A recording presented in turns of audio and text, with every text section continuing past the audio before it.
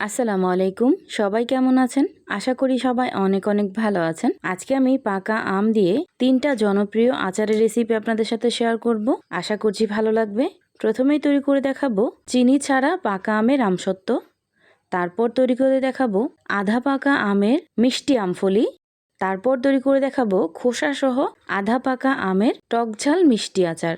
আশা করছি ভিডিওগুলো ভালো লাগবে। এখন কথা না বাড়িয়ে দেখে নেই আমি কিভাবে এই আচারগুলো তৈরি করলাম। প্রথমে আমি মিষ্টি আমফলিগুলো তৈরি করে দেখাচ্ছি। এখন আমি এই আমগুলোকে খুব ভালোভাবে ছিলে নিব। দেখতেই পাচ্ছেন আমগুলো আমি ঠিক এইভাবে ছিলে নিছি। এখন আঠি ছাড়া এই আমগুলোকে আমি ঠিক এইভাবে কেটে নেব। আপনারা দেখলেই বুঝতে পারবেন আমি কিভাবে আমগুলো কেটে নিছি। আর আমটা কিন্তু একেবারে কাঁচা না, আধা পাকা আম। এখন এই আমের ভিতর দিয়ে দিব আমি পর্যাপ্ত পরিমাণ পানি। পানির সাথে দিয়ে দিব আমি হাফ চামচ পরিমাণ লবণ। লবণটা দিয়ে 1 ঘন্টার জন্য ভিজিয়ে রেখে দেব।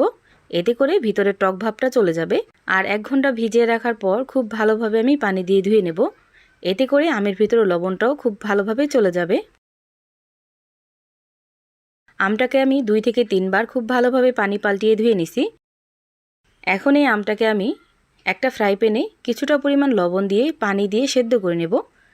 আর এই আমটাকে একেবারে বেশি সেদ্ধ করা যাবে না। যখনই অর্ধেকটা সেদ্ধ হয়ে যাবে তখন আমি আমগুলোকে ছেঁকে উঠিয়ে নিব। এভাবে পাকা আমের আমফলি তৈরি করা কিন্তু খুবই সহজ। আপনারা একবার বানালে বুঝতে পারবেন।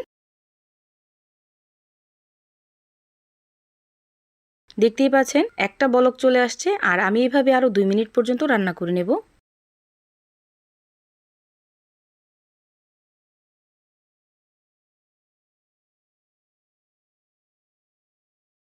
আরও 2 মিনিট রান্না হওয়ার পর এই আমগুলোকে আমি একটা ছাঁকনির সাহায্যে ছেঁকে ছেঁকে উঠিয়ে নিব। কোনোভাবে আমগুলো বেশি সেদ্ধ করতে যাবেন না, যেহেতু আমগুলো আধা পাকা। বেশি সেদ্ধ করতে গেলে আমগুলো কিন্তু গলে যাবে।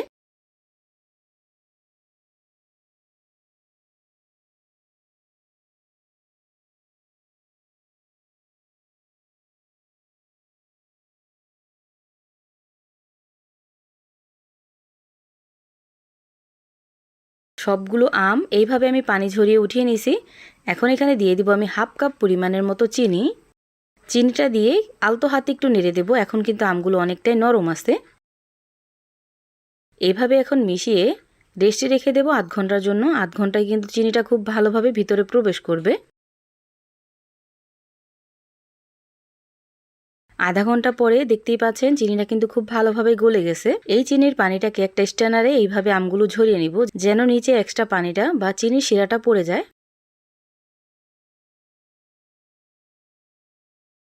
যখনই চিনি শিরাটা খুব ভালোভাবে পড়ে যাবে ওই পর্যায়ে এসে এই আমগুলোকে আমি ছড়ানো একটা পাত্রে রোদ্রে শুকাতে দিয়ে দিব। যতটা সম্ভব এই আমগুলোকে একটু পাতলা পাতলা করে মেলে দিবেন। এতে করে আমগুলো খুব ভালোভাবে শুকিয়ে যাবে। দেখতেই পাচ্ছেন ঠিক এইভাবে আমি আমগুলো মেলে দিছি। প্রায় 2 দিন কড়া রোদ্রে শুকানোর ফলে কিন্তু আমগুলো খুব ভালোভাবে শুকিয়ে গেছে। দেখতেই পাচ্ছেন কতটা পারফেক্ট হয়েছে মাশাআল্লাহ।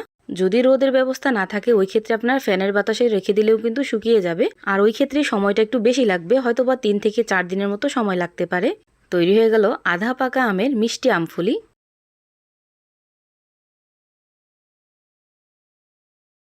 আরও ইউনিক করার জন্য এখানে আমি দিয়ে দিব কিছুটা পরিমাণ চিনি গুঁড়া। চিনিটাকে আমি ব্লেন্ডার জগে খুব ভালোভাবে গুঁড়া করে নিয়েছিলাম। আর ওই চিনিটাই এখন আমি এখানে দিয়ে দিব।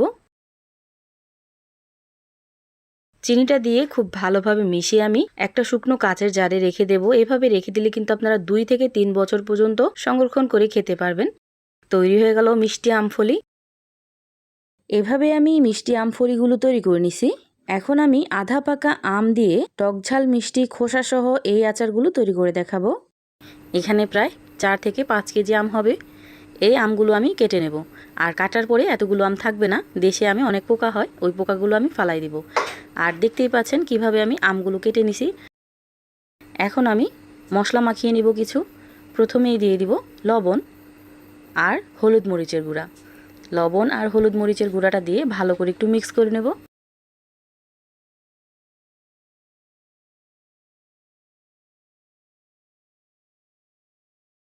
এখন আমি একটা একটা করে এই সবগুলো আম বিছিয়ে রোদ্রে শুকাতে দিয়ে দিব 1 দিনের জন্য।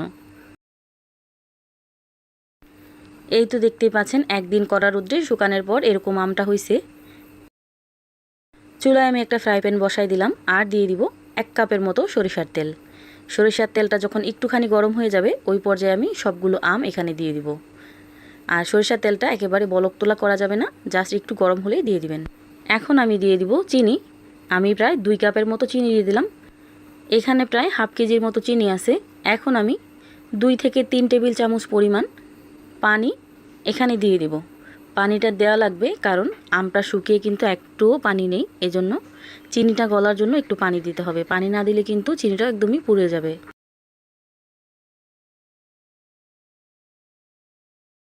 এখন আমি কিছুক্ষণ এভাবে নেড়েচেড়ে মিক্স করে নেব।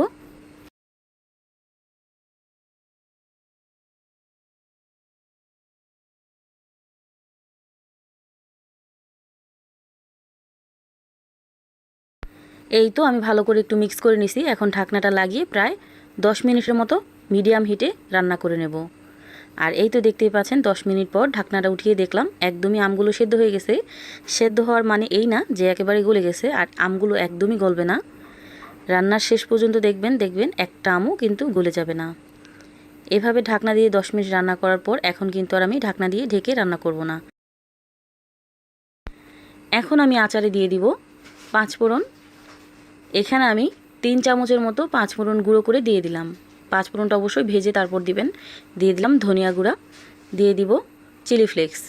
আপনারা ঝালের পরিমাণটা বুঝে দিয়ে দিবেন। আর দিয়ে দিলাম 1 চামচ জিরা গুঁড়া। এগুলো কিন্তু সবগুলোই ভাজা। এখানে আমি 5 ফোড়নও ভেজে দিছি, ধনিয়া জিরা এগুলো আমি ভেজে তারপর গুঁড়ো করে এখানে দিয়ে দিছি। এগুলো গুঁড়ো করার দেখায় নাই আর ভাজাও দেখায় নাই, আপনারা ভেজে তারপর দিয়ে দিবেন। সবগুলো মশলা দেওয়ার পরও আমি প্রায় 10 মিনিটের মতো রান্না করে নিছি। এখন আমি চুলাটাকে অফ করে ঢাকনাটা লাগিয়ে রেখে দেব ঠান্ডা হওয়া পর্যন্ত।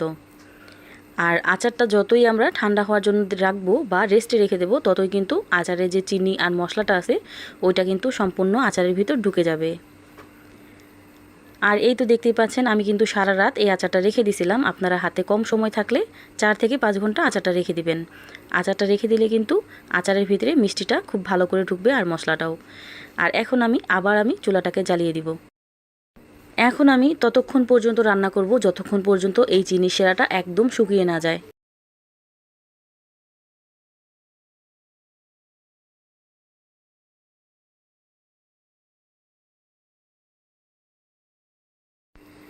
এই তো দেখতেই পাচ্ছেন চিনি শিরাটা কিন্তু প্রায় শুকিয়ে গেছে।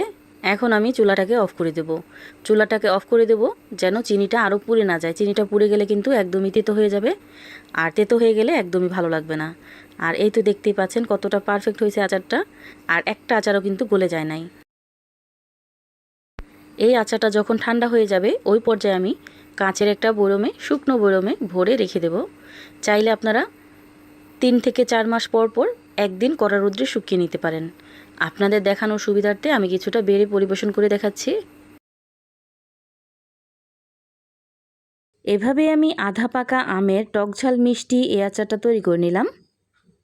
এখন আমি তৈরি করে দেখাবো চিনি ছাড়া পাকা আমের আমসত্ত্ব। পাকা আমের আমসত্ত্ব তৈরি করার জন্য এখানে আমি অনেকটা পরিমাণে পাকা আম নিয়ে নিছি। পিলারের সাহায্যে সবগুলো আম আমি খোসা ছাড়িয়ে নিব, তারপর ভালোভাবে ধুয়ে টুকরো টুকরো করে কেটে নেব।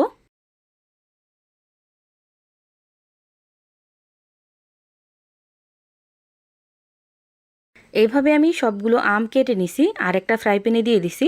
এখানে আমি সামান্য পরিমাণ পানি ব্যবহার করছিলাম, যেমন হাফ কাপ পরিমাণ।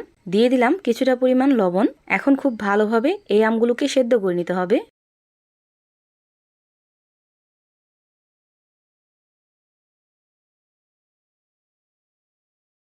প্রায় 10 মিনিট পর্যন্ত আমগুলোকে আমি খুব ভালোভাবে সেদ্ধ করে নিছি।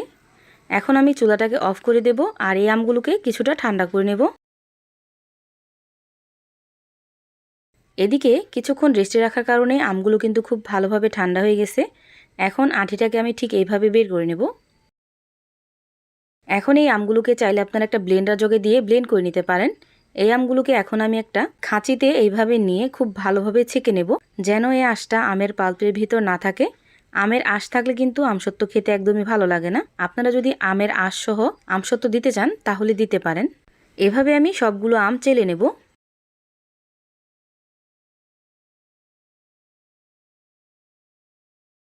এইভাবে আমি সবগুলো আম চেলে নিছি আর একই ফ্রাই প্যানে আমের এই পাল্পটাকে নিয়ে নিছি। এখন অনবরত নেড়েচেড়ে খুব ভালোভাবে এই আমসত্ত্বর পাল্পটাকে রান্না করে নিতে হবে।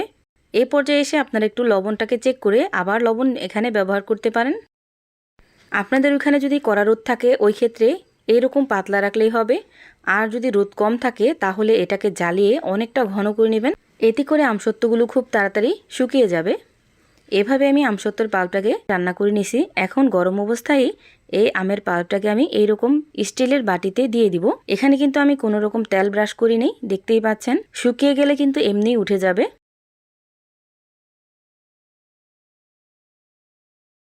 এভাবে আমি আরও একটা প্লেটে দিয়ে দিব। যেহেতু আমি একটু পাতলা করে তৈরি করব, এজন্য 3টা প্লেটে আমি একইভাবে দিয়ে দিলাম।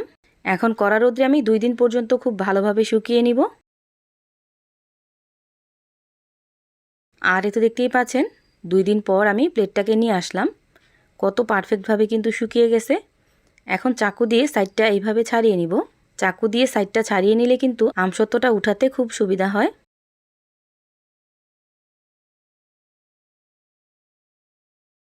আর এই তো তৈরি হয়ে গেল পাকা আমের চিনি ছাড়া আমসত্ত্ব। কত ইজি পাকা আমের আমসত্ত্ব তৈরি করা, দেখেই নিশ্চয়ই বুঝতে পারতেছেন। একইভাবে আমি সবগুলো আমসত্ত্ব উঠিয়ে নিব।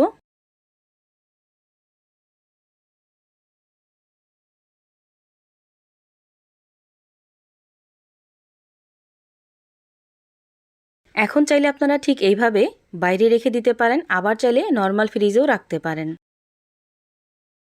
এভাবে আমি অনেক বেশি মজাদার এই আচারগুলো তৈরি করে নিলাম।